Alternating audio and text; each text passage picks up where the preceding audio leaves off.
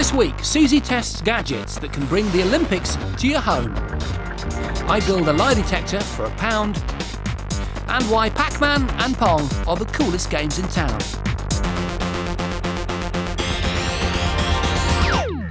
In a few days' time, the Olympics goes home to Athens. But tonight, we want to see if the Olympics can come home to you, gadget style. I've got my Olympic torch, oh yes, and a whole ton of kit that allows you to be competitive in the house. We'll be testing the high-tech machinery that plugs into computer games to make playing with mates even more strenuous. You were good. We'll reveal the flying device that's baffled NASA to find the best-performing alternative to Discus and finish off by answering one of the biggest questions in sport. Are inflatable boxing gloves really any good? And we'll start by looking at the best ways to interact with the computer game. Device number 1, a £10 dance mat. It's designed to replace the PlayStation joypad, so instead of controlling the game with your thumbs, you control it with your feet. OK, so I've selected Athens 2004, obviously emulating the Olympics, the game to have this year. And I'm just going to go through and press the X and select the blue ribbon event, the 100 metres. And keep on pressing the X to go through all the selections until we're ready. Oh, OK, to start. OK, nervous. There I am, look, lane 4. 4850.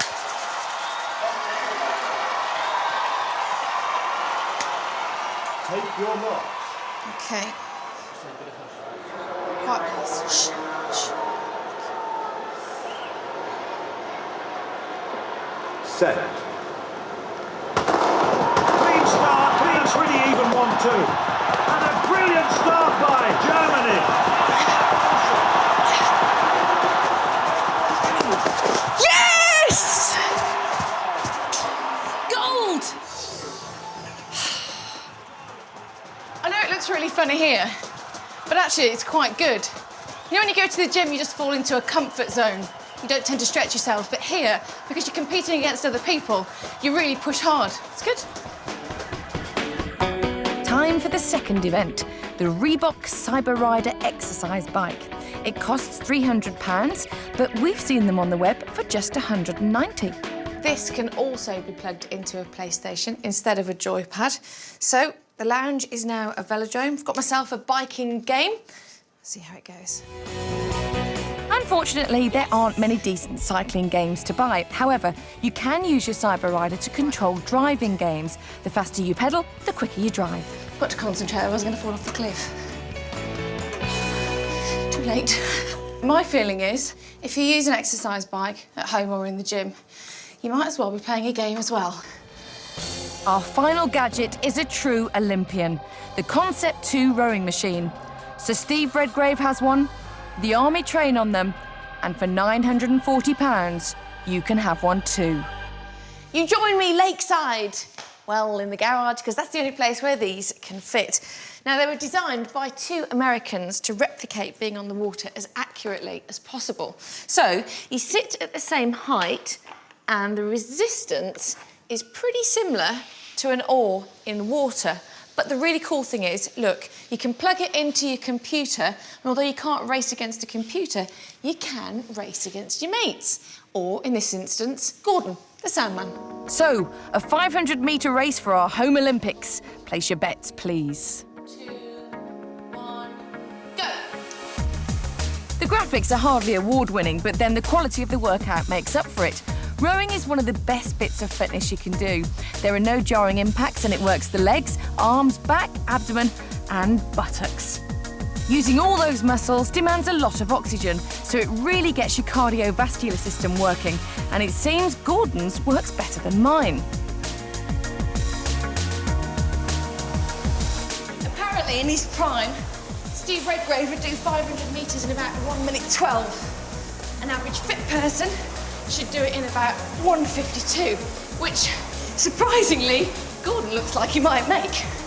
And in the future, you'll be able to plug these machines into the internet, so Gordon could be in Tokyo, Sydney, anywhere in the world, and I bet he'd still beat me. And in Indeed, he did. Although, whether he'll be in any fit state to carry on doing the sound is another matter. You were good. You're not a sound man. You're an oarsman. When we've recovered, we'll investigate the science of flying discs to settle once and for all which flies furthest.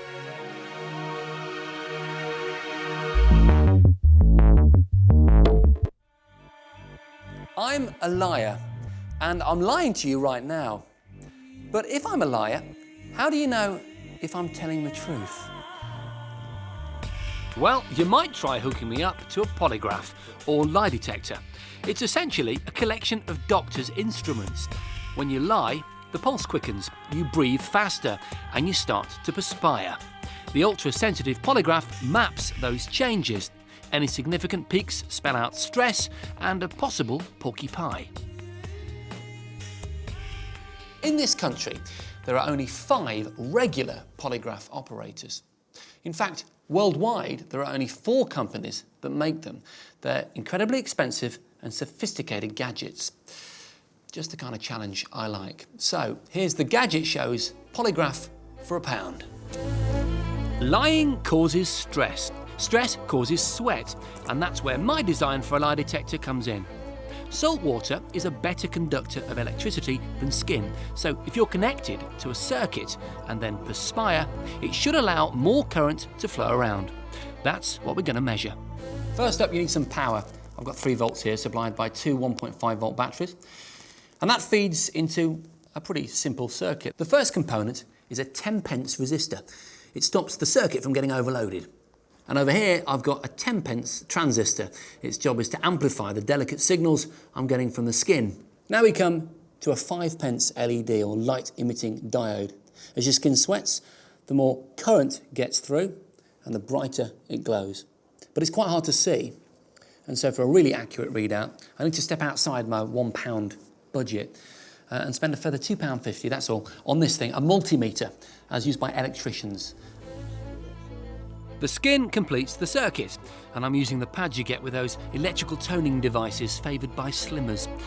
And my mom. At rest, my unstressed reading is 2.89. And to prove to you that it works, I'll just get a bit of a sweat on. I was amazed by the sensitivity. It detected the minute changes in skin moisture immediately.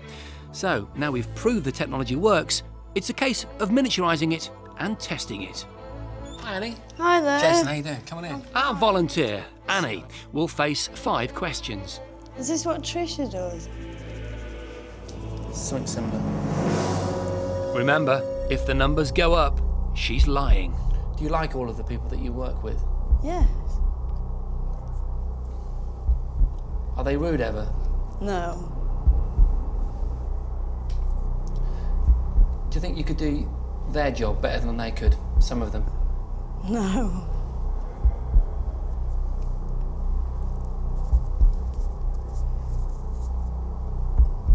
Annie, have you ever stolen anything? No. Have you ever intentionally lied to your mother? No, never. You've never lied to your mother? No. Finally, the truth. I reckon my homemade lie detector worked a treat. But like polygraphs, it suffers from flaws. It can't distinguish between the cognitive stress of a lie and the emotional stress of being put in a high-pressure situation, like a lie detector test. And it can be fooled, employs certain techniques, and confusing signals get sent out, which help mask the lie. Things like doing complicated maths in your head, clenching your buttocks, self-inducing pain like stepping on a pin, using antiperspirant to stop the sweat, or just relaxing. That's what the KGB told their guys to do. The potential solution is to detect lies without the subject even knowing. That's where voice stress analyzers come in. It's rumoured that certain insurance companies are using technology similar to this. So if you've rung up with a claim in the last few months, it's quite possible you were voice stress analysed and didn't even know it. If you'd like a lie detector, there are several voice analysers on the market, starting from as little as £15. But for that sort of money, well, can they really be any good? I'm a very good-looking man. My ears do not stick out. No, my name is not Jason Bradbury. Yes, I love my girlfriend. No, the number I wrote down is not number 2. 2. Frankly, our tests showed them up to be pretty hopeless, and that's the truth. They claimed I was lying when I said nothing, said I was fibbing when I wasn't, and didn't even seem that sure about this guy. I did not have sexual relations with that woman, Miss Lewinsky. However, we hear that incredibly sophisticated thermal imaging devices are being developed for use in airports, amongst other places. Believe it or not, the next time you board, you may well have to answer the question, are you going to hijack this aeroplane? But perhaps the most unnerving application of lie detectors is a lot closer to home. Once perfected, voice stress analysers could easily be integrated into a mobile phone. And imagine how scary that could be. Hi. Hi, darling. Yeah, it's me. Oh, you're working late, yeah?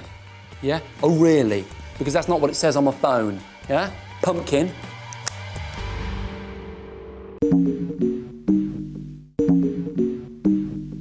We're embracing the Olympic spirit to find the best sporting gadget for the home. Next up is the field event. Now, interestingly, the women's world record for the discus is 76.08 metres, and for the men, it's just 74.08 metres. So, chaps, you'll be needing all the help you can get then. We're going to test all the big claims to find out which flying device flies furthest. And we'll start with the old school favourite, the 10-pound frisbee. It started life in the 50s as one of the Frisbee Pie Company's cake tins that students used to chuck around. And in the 1960s, the US Navy researched frisbees to develop a new type of warning flare.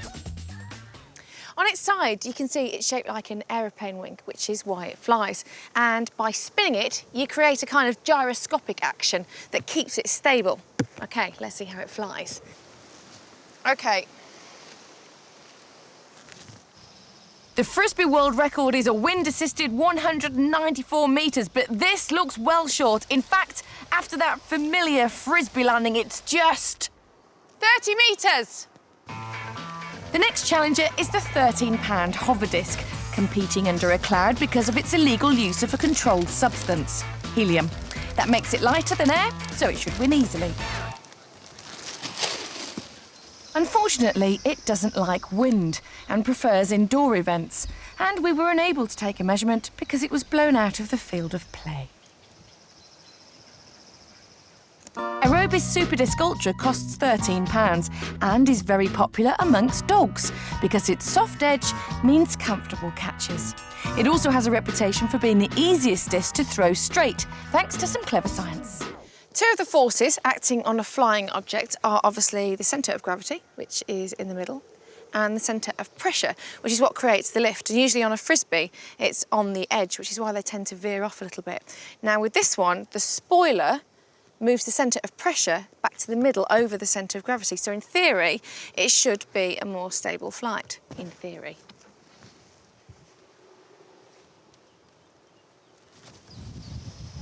Oh, it looks a little heavy in the air. The distance is just further than the frisbee. It's 33 metres. Like this.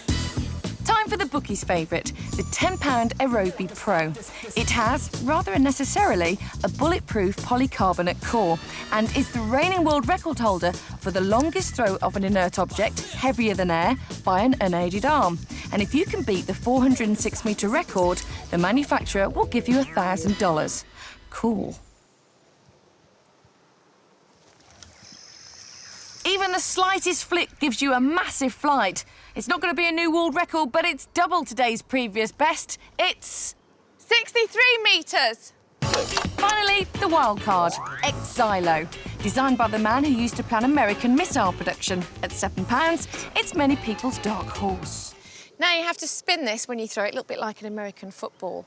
And this hard ring around the edge acts as the gyroscopic force. And then these bits are kind of like the aerodynamic wing. But No one knows, not even the people who make it, just how those forces come together to make this fly so well. It's even baffled NASA. In fact, secret defense departments have studied it to see if the design could be used to make super grenades fly faster than bullets. Incredibly, it weighs less than an ounce, but it sails through the air like a projectile and unusually keeps its speed right up until the end of the flight. OK. The X-Silo record is 200 metres, but the windy conditions won't let us beat that today. It's the biggest throw we've seen yet, though. It's 71 metres! which means X-Silo, the underdog and cheapest fly here, takes gold. This is London's trendy West End, and do you know what this bunch of young and fashionables is queuing for? The original video games, that's what. We're talking Space Invaders, Pac-Man, Pong. This is Joystick Junkies Club Night, centered around retro gaming. With a sister night in Hollywood, this is the hottest ticket in town, though it's not just glitz and glamour that's catapulted retro gaming back into the mainstream. Retro gaming, it's old school. It's bringing back the old school concepts, real gameplay, you know? It was just pure, unadulterated gameplay. It's just addictive. This is not just nostalgia. The whole scene seems to be a backlash against the overly complex plots and tricky controls of modern computer games. Simple, intuitive gameplay rules. And boy, aren't these things addictive. Take Pac-Man addict Billy Mitchell, who after years of training achieved the very first perfect score. It took him 6 hours to complete all 256 levels without losing one life. Okay, so now you're feeling left out of the scene. You've been inspired to attempt a perfect score of your very own. Well, don't worry, because we're here to test out the best ways that you can. And the first way costs absolutely nothing. 80smusiclyrics.com. All free, all your favorites right here. Let's try Pong, Atari's 1972 classic. It's amazing that a simple paddle and ball game started an industry which is now more lucrative than the movie business. Not a bad thing to pick up when you're bored at work, but for me, using a keyboard and mouse doesn't really recreate that retro gaming experience. However, playing retro games in your PC is the most popular way of doing it at the moment, thanks to emulator software, which once installed effectively turns your computer into an old-school machine. But downloading actual games is legally questionable. Second way, on your mobile phone. It costs anywhere between 50p and £6 to download a retro game from your mobile provider. But are the controls any good? Not if you've got grown-up fingers. However, there are some nice features in the games, like at the end of Space Invaders when the aliens start speeding up, just like in the original. Retro gaming option number 3 is to pick up one of these plug-in and play packs, which range from about £20. This Atari paddle, for example, has 13 original games on it, including things like Breakout and Warlords. They come in a variety of shapes and sizes, each emulating authentic graphics and sound. However, it would be nice to have a few more games on each. Having said that, though, these are definitely the winners thus far. Option number 4, you can get a variety of classics on your modern consoles, like 1945 for the PlayStation 2, but unless you purchase a joystick, you're stuck using a joypad, which can make controlling some titles quite tricky. Besides, playing an 8-bit game on a 128-bit console? Oh, the irony. The final way to enjoy classic video gaming is to buy a vintage arcade machine of your very own. Something from the 70s and 80s can be picked up by trawling the internet, but expect to pay big money. For a mint original, you're looking at the thick end of $3,000. However, there is a modern twist to retro gaming. For just $2K, you can now buy brand new replica machines featuring some of the most popular original games. And it gets even better. Companies like Digital Tables are making reproduction machines with PCs that are connected to the controls. You can access over 3,000 retro games, and you'll be able to download every future classic. This is the ultimate way to go old school.